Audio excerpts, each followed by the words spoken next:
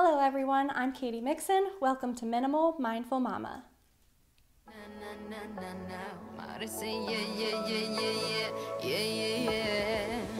told him I can be a fighter if you want. I'll be there to catch you if you fall. I can make it brighter when it starts, I told him I would do it all for you, and I know you do it for me too.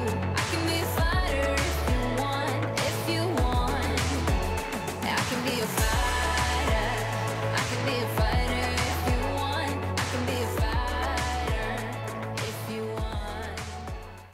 If you're watching this video, you might be feeling stressed, overwhelmed, and frustrated with the space in which you live.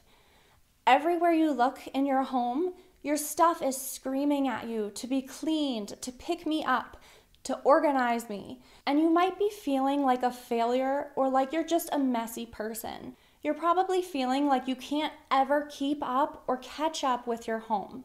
You're probably desperate and wanting to make a change, but you just don't know really where to start. So the first thing you can do to help you get started is to determine your priorities. Write them down on a piece of paper. Decide what you want your ideal life to look like, what you're trying to create time and space for. If you write them on a paper, you'll be able to refer back to it whenever you get discouraged and you lose sight of why you started this journey, and you'll be able to remind yourself why you wanted to do this in the first place. Secondly, just start. Whether you start with something really easy or something small or an area that has just been irritating you for a long time, choose an area and get started.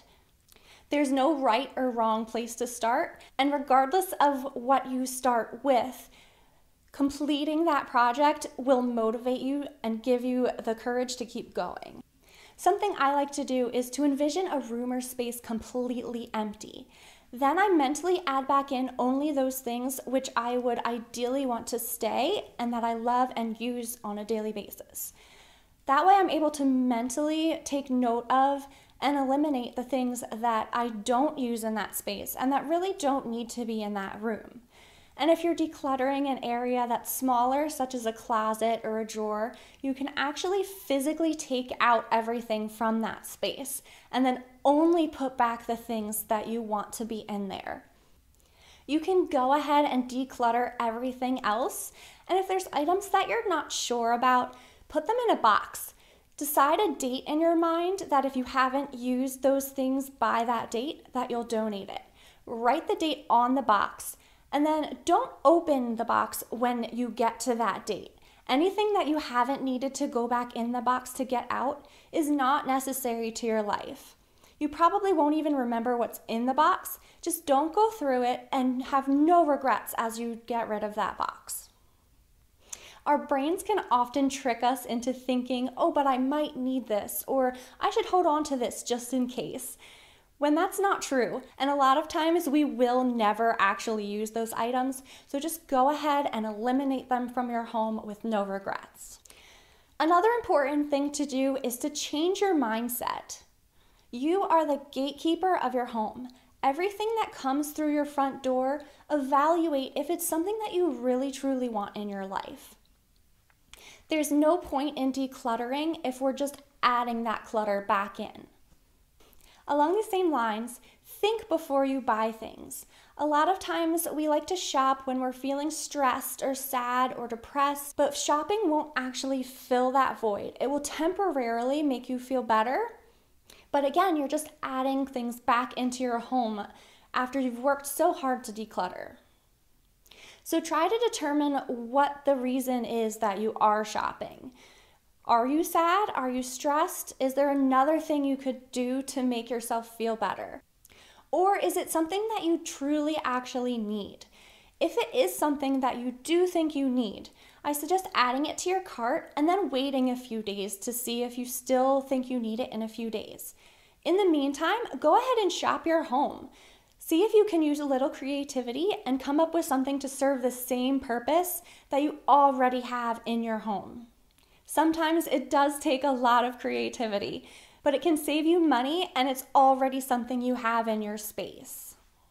If in a few days you realize that this is truly a need for you and there's nothing else in your home that you could think of to serve the same purpose, go ahead and buy that item. And a lot of times when you wait to make a purchase, the company will send you an email discount code to finish checking out. So in this way, you can actually save money on something that you truly did need to buy. And finally, find community to encourage you and to keep you going.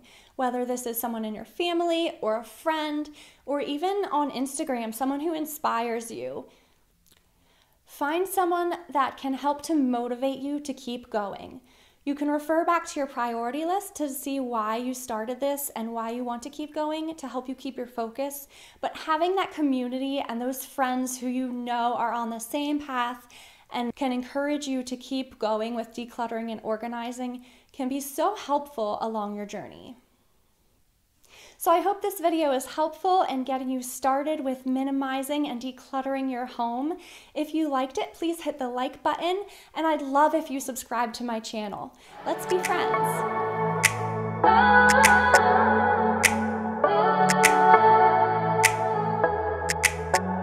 Heart is saying yeah, yeah, yeah, yeah, yeah. I wanna na na na na.